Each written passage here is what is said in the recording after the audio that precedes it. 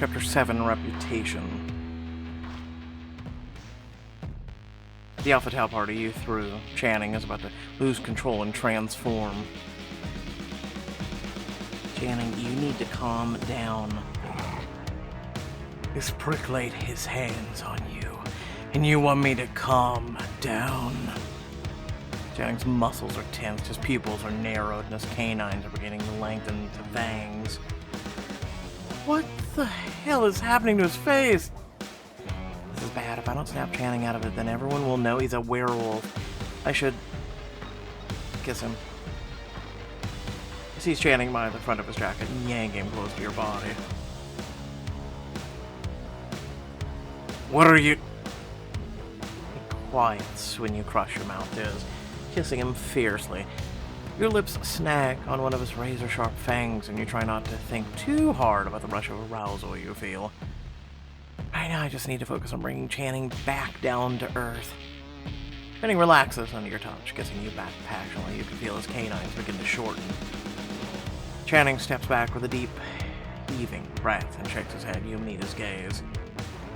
Snap out of it, Channing. He looks disoriented, agitated, and ashamed.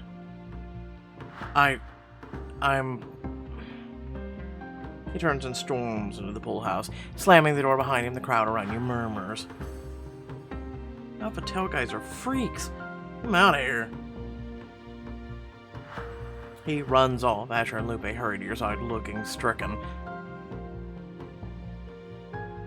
What the hell just happened? Channing was protecting me. He overheard that dude from Gamma Psi harassing me and... What? What a scumbag. Are you okay, Tel? I'm fine, but half the party saw Channing almost transform. Where's Channing now? You nod towards the pool house where a faint light is emanating through the blinds. He went to cool off, I hate to say it, but... The party's over. I'll go tell others to send everyone home. Asher and Lupe disperse to herd partygoers out the front door. You hesitate, staring at the pool house. I wonder if Channing's okay. You slip into the pool house to find a modestly furnished guest house that smells faintly of chlorine. Channing is standing with his hands planted flat on the table, his head bowed. You shouldn't be here, Tal. I came to check on you. He seizes a glass from the table and hurls it against the wall, shattering it. You wince. Channing, you need to take a breath. Sit down, relax. Breaking stuff isn't going to help things. It isn't going to hurt things. I think the glass you just shattered might beg to differ. You're so afraid of seeing a pack member get hurt, you can be a little overprotective. I really, really don't want to talk about this right now, Tal. But I can't just leave you alone. You don't get it. I don't want you to see me this way. Why not? I've seen you transform before. I know the drill. That was different. I was in control then, and now... You see the muscles in his shoulders grow tense as he clenches his fists. I've never felt so out of control in my life. That's only because you're human. Or, well, mostly human, I guess. Someone threatened me, a member of your pack. It's natural to get a little frantic. There's a little frantic in this animalistic monster. Hey, don't say that. You're not a monster. You might think differently of me when you get to know me better. He goes silent. You step up behind him and press your hand lightly to the nape of his neck. You're burning up. He sighs when your thumb presses in the knot of muscle between your shoulders, momentarily relaxing. Does that feel good? Yes, but you shouldn't be here. Your heart twists painfully at the crack in his voice. I need to calm down, and I don't want to hurt you. He glanced down the hall where there's a bedroom and an attached bath. He says he wants to leave, or me to leave, but I really think I can help him. I can't leave him like this. I'm not going anywhere until you've calmed down. Growls weakly in protest, but lets you seize him by the forearm and lead him through the house. You're too stubborn for your own good. You'll thank my stubborn ass when you feel better. In the back of the pool house, you find a couple of plush beds and a full spa. Has this room ever been used? Believe it or not, we don't get many guests. And we couldn't have opened this up for business when Calla took the only free bedroom my first night? You forget your grievances when you see Channing roll his shoulders. Flinching like he's in pain, you lead him to the edge of the tub. Take off your clothes, we need to get you cooled down. Help Channing out of his clothing and discard them to the corner. You're surprised how compliant he is. Beads of sweat have formed on his heated skin, making his chest and abs glisten in the dim light. With a wet washcloth, you cool with cool water and tentatively press the corner against his cheek. He inhales sharply. It feels nice. Feeling more confident, you swipe the washcloth across his forehead. Your heart pounds when he groans. You gently press the washcloth into the crook of his neck, kneading the taut muscles there. Cool water dribbles down his back and over his chest. He moans quietly. Do that again. You press against the knotted muscles once more, and arousal floods you when he moans again. Just tell me if the pressure's too much. Water drips down his stomach towards the hem of his shorts. You shiver when you notice his length. It's not enough. He takes you by the back of the neck and pulls you close, pressing his lips to yours in a feverish kiss. Still sitting at the edge of the tub, he drags you into his lap and kisses down your neck. Grinds up against and you gasp, throwing your arms around his shoulders. Channing, wait.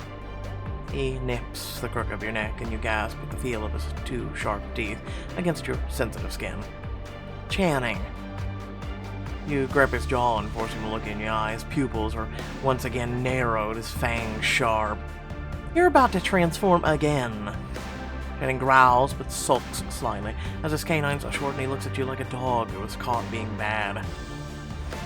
I think I forgot why we came in here to begin with. You can't help laughing. He looks confused when you press a gentle kiss to his cheek. We'll get to that later. First, you need to be a good boy. Growls raggedly, his pupils dilating with lust. You're really not making this easy for me, you know. But he doesn't move to protest. You kiss his cheek again and then his forehead. See, you can be obedient when I need you to. You climb out of his lap, then pull him to his feet. Together, you walk to one of the beds at the other end of the room, the motion for Channing for him to lie down. What are you doing? Massaging you, obviously. You gently turn his shoulders and push until he's flat on the stomach. You rummage in a cabinet to find massaging oil. You slather your hands in the oil, warming it between your palms, and work your fingers into his shoulders. He sighs quietly, shutting his eyes slowly, and the tension begins to ease from his body. I could get used to this. If it keeps you from wolfing out, then I'll be your personal masseuse as long as you want. Your hands work the crook of his neck, his delts, his triceps. The sight of his skin glistening with oil makes you feel more aroused than you're proud to admit. You climb onto the bed, straddle his hips, then get to work massaging his back. With full access to his expanse bare skin, you relish the way his muscles ripple underneath your fingers. You might be enjoying this more than I am. You glance at his face to find him smirking at you over his shoulder. You feel yourself grow warmer. Are you implying I have ulterior motives? I'm not implying a damn thing, I'm flat out stating it. I can feel how turned on you are. He lifts his hips, and you groan when his ass presses into your scorching core. Then he turns onto his back. I'd feel a lot more relaxed if I wasn't the only one undressed. It's almost embarrassing how quickly you shed your clothing. When you crawl back onto the bed, he pulls you close. Doesn't that feel more comfortable? He swipes his fingertips over your panties, and the pressure on your center makes you moan. This is supposed to be for your benefit, not mine? Making you scream my name is for my benefit. Yep. You know how it is, YouTube.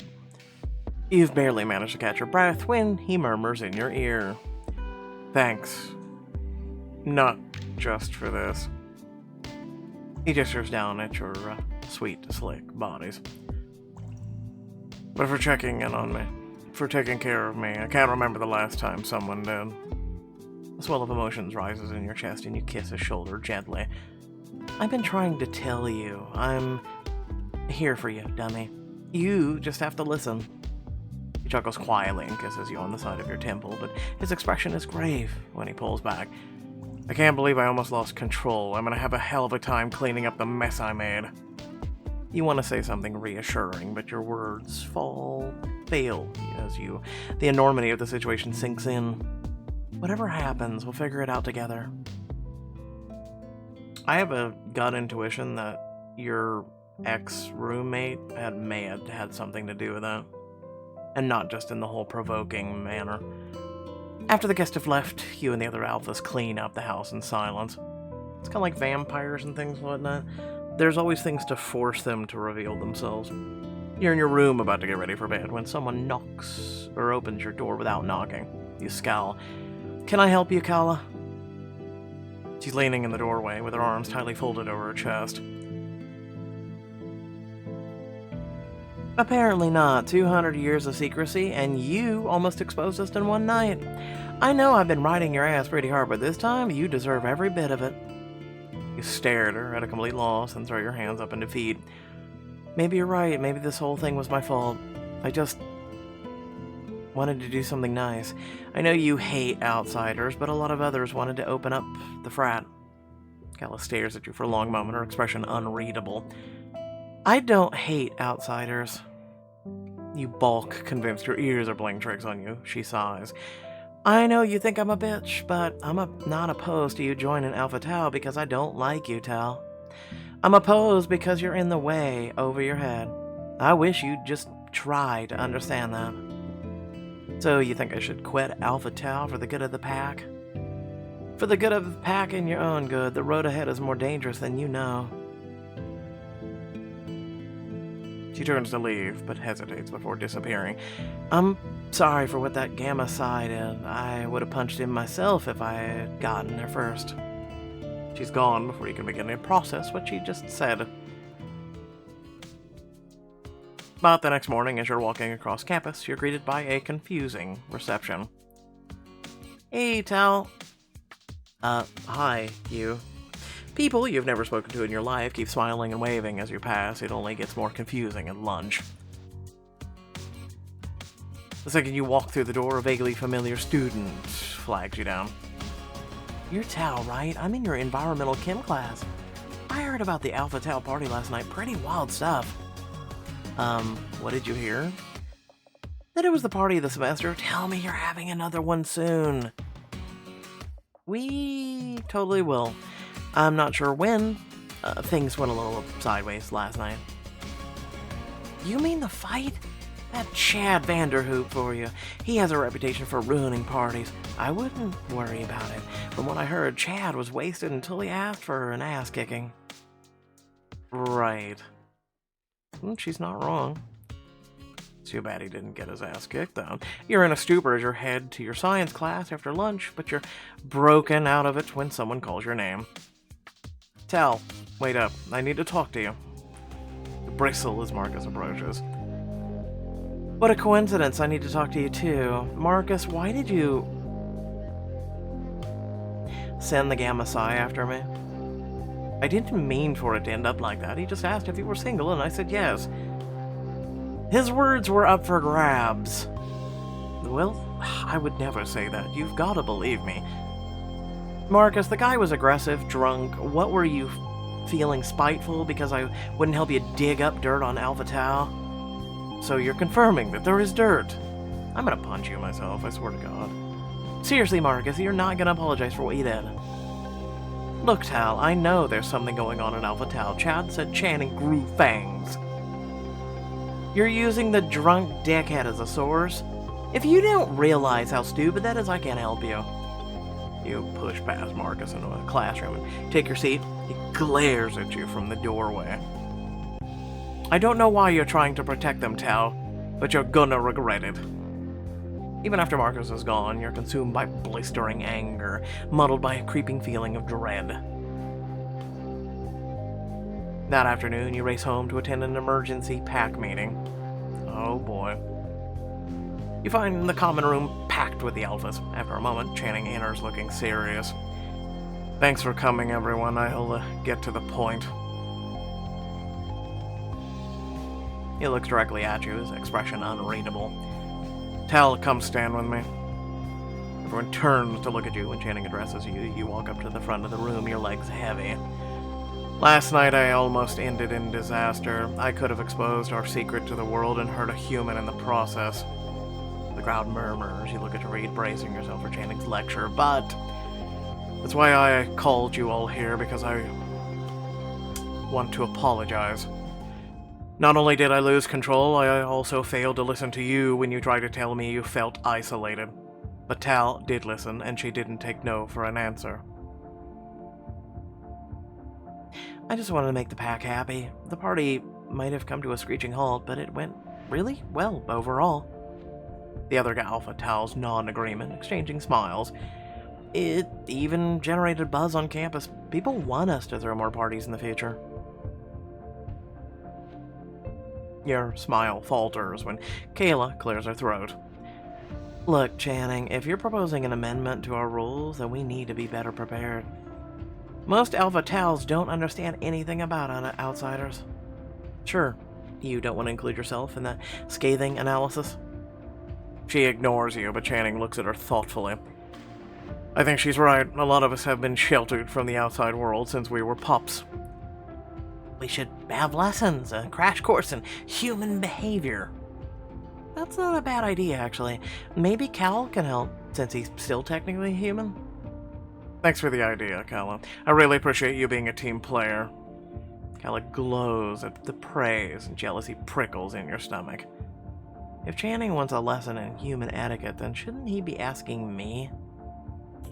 My question is he really asking you? You're forgetting that Cal turned down being a wolf to remain still being, for the most part, human.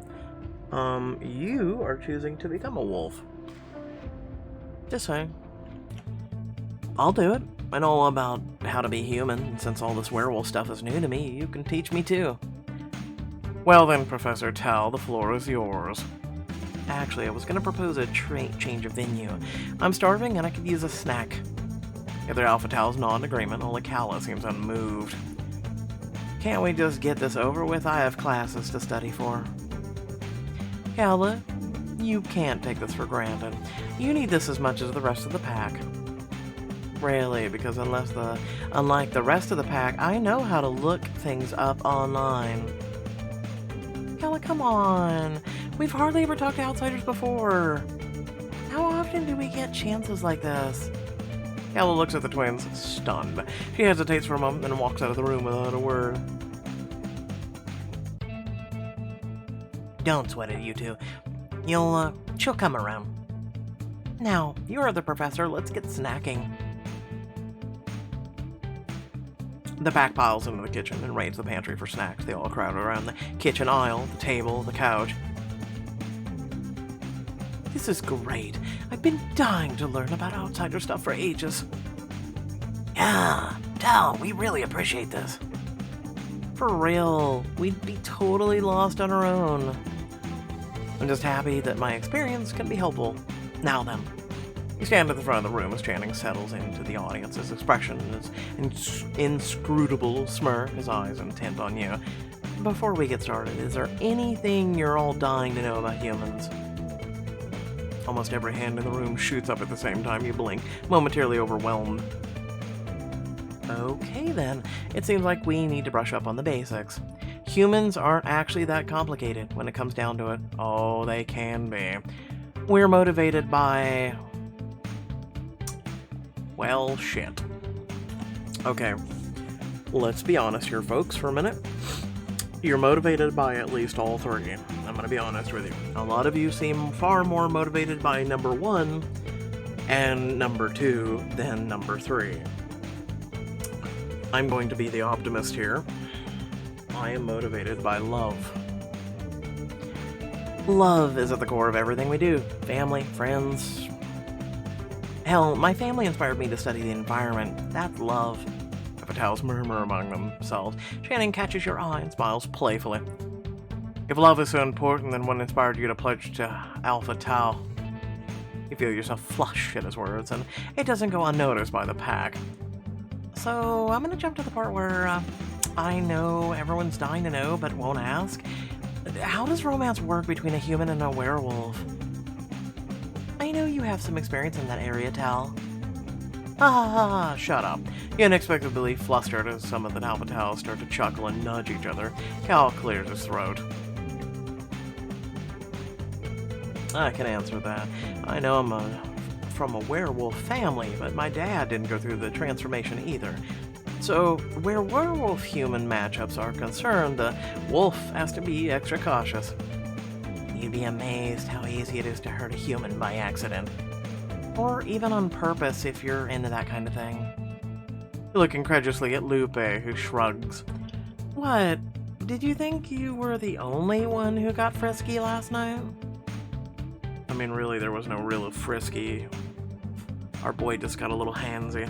Look, I think we can all agree on one thing. With werewolves and humans, romance can be complicated. Safe, bounce, chicka, wow means something different. It's not just the pregnancy and everything else you've got to worry about. It could be life or death.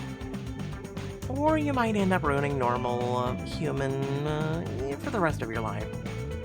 The Alpha Taus whoop and laugh, you grin, but notice that Channing looks grave. This isn't funny. Hooking up with a human can pose serious risks. Tell you what, why don't you all grab a partner and talk about how squishy humans can be? Grab Channing by the hand and lead him out to the stairwell. Something you want to get off your chest? He grumbles, folding his arms over his chest, but that serious look remains in his eyes. I just don't think we should be cracking jokes about human-werewolf romance. It's part of our duty as werewolves to keep humans safe. If Alpha Tau ever went too far, then I'd trust to make them right. Wouldn't you? He stares at you intently for a long moment, his golden eyes warm in the hallway lighting. He sighs. I just hate for a member of my pack to accidentally lose control. You mean kind of like you did last night? Be honest, Channing. Are you scared of hurting me? I mean, is that why you've been keeping me at arm's length? Because you think you'll lose control? I did lose control last night. Yes, but you did that to protect me against a seriously bad guy. If you hadn't been there, I know I could have taken care of it myself, but it would have been a struggle. I understand wanting to be cautious, but if you're easing up on the pack, then you have to ease up on yourself too. You're a good person, you want to protect people, and you're the leader of this pack. That's how I know they'll be okay. They have you to guide them.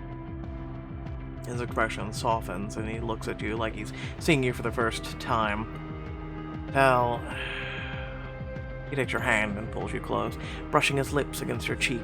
A pleasant shiver ripples through you. I just need you to know, Tal, when it comes to you and me...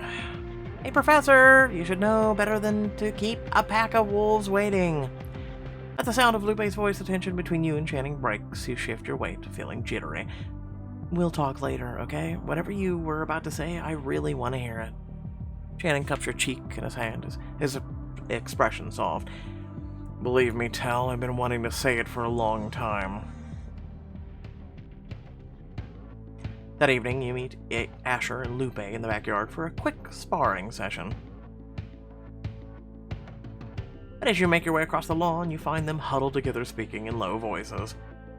Why do I get the feeling I should be worried? Because we all should be worried. Everything about you is worry. You spin on your heels to find Channing stalking towards you, looking angry. Apparently that Chad Vanderhoof guy from Amoside lodged a formal complaint against us.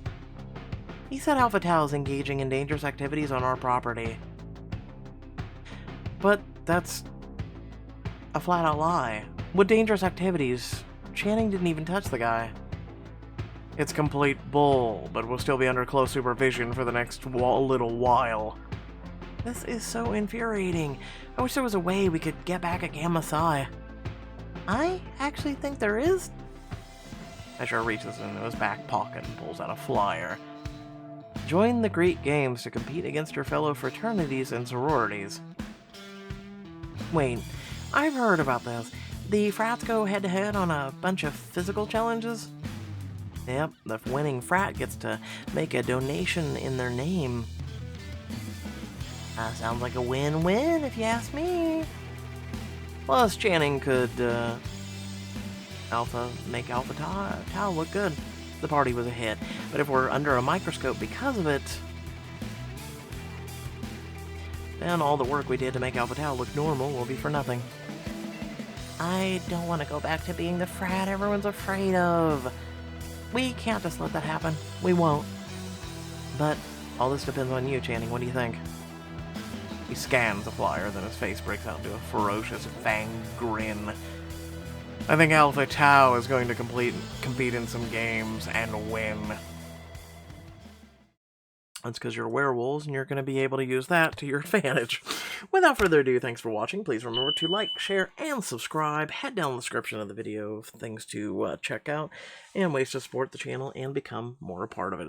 With that being said, I'll say the following. I think they've handled the werewolf thing a little weirdly. I think they tried to also play it very safe.